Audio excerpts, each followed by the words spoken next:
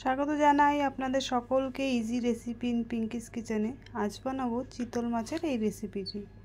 তো তার জন্য আমি চিতল মাছগুলোকে খুব ভালোভাবে ধুয়ে নিয়েছি আর নুন হলুদ মাখিয়ে নেব। বন্ধুরা, আপনারা যদি কেউ নতুন হয়ে থাকেন আমার চ্যানেলটিকে প্লিজ সাবস্ক্রাইব করে দেবেন তাহলে। আর রেসিপি ভিডিওটা পুরোটা দেখার অনুরোধ রইল, কেউ স্কিপ করবেন না, স্কিপ করলে অনেক কিছুই মিস করে যাবেন। তো চলুন শুরু করি। মাছগুলো আমি নুন হলুদ মাখিয়ে নিয়েছি। এবার কড়াইয়ে সর্ষের তেল দিয়ে আমি মাছগুলো ভেজে নেব। আর এখানে আমি নিয়ে নিচ্ছি একটা মিডিয়াম সাইজের গোটা পেঁয়াজ, টুকরো করে নিয়েছি। পেঁয়াজটাকে আমি বেটে নিয়েছি। তো মাছগুলো ভাজা হচ্ছে, এক পাশ হয়ে গেছে, আমি অন্য পাশ উল্টে দেব। দুপাশই মাছের লাল লাল করে ভেজে তুলে নেব। এমনিতে তো খুব সাধারণ এই রেসিপিটি, সবাই জানে। তবুও যারা নতুন রান্না শিখছেন বা চিতল মাছের রান্নাটা অনেকেই ভাবে কীভাবে করব, তাদের জন্য আজ এই রেসিপিটা আমি দিলাম। তো মাছগুলো ভাজা হয়ে গেছে, আমি তুলে নিচ্ছি।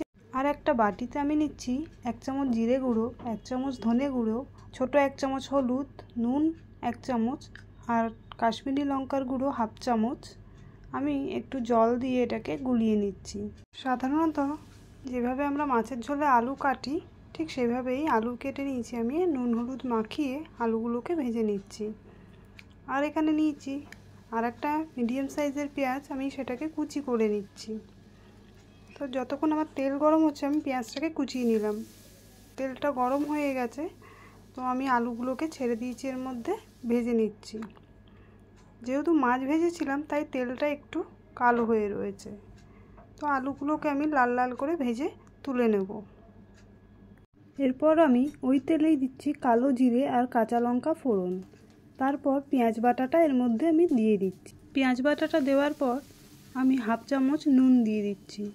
তারপর 1 থেকে 2 সেকেন্ড নাড়াচাড়া করে আমি 1 মিনিটের জন্য ঢেকে দেব, যাতে পেঁয়াজটা ভালোভাবে ভাজা হয়ে যায়।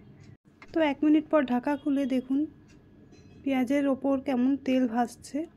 এরপর আমি এর মধ্যে দিয়ে দেবো যে মশলাটা আমি করে রেখেছিলাম, জিরে ধনে নুন হলুদ আর কাশ্মীরি লঙ্কা দিয়ে, সেই মশলাটা আমি এর মধ্যে দিয়ে দিচ্ছি।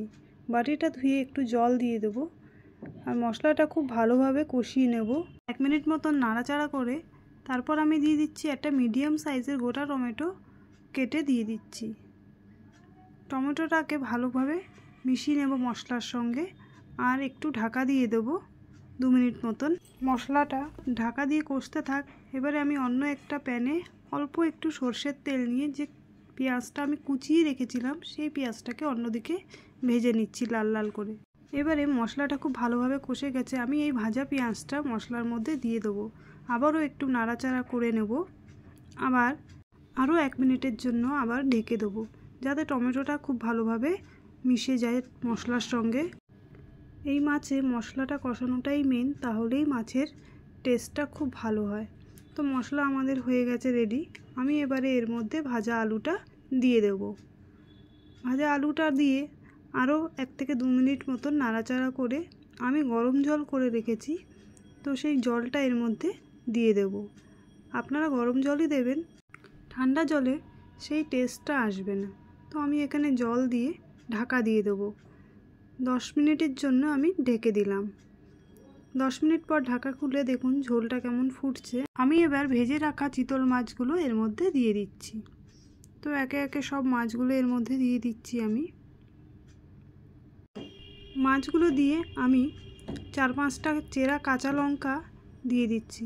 আপনারা খেয়াল করেছেন কিনা জানি না, আমি কিন্তু কোনো লঙ্কা এর মধ্যে আগে দিইনি।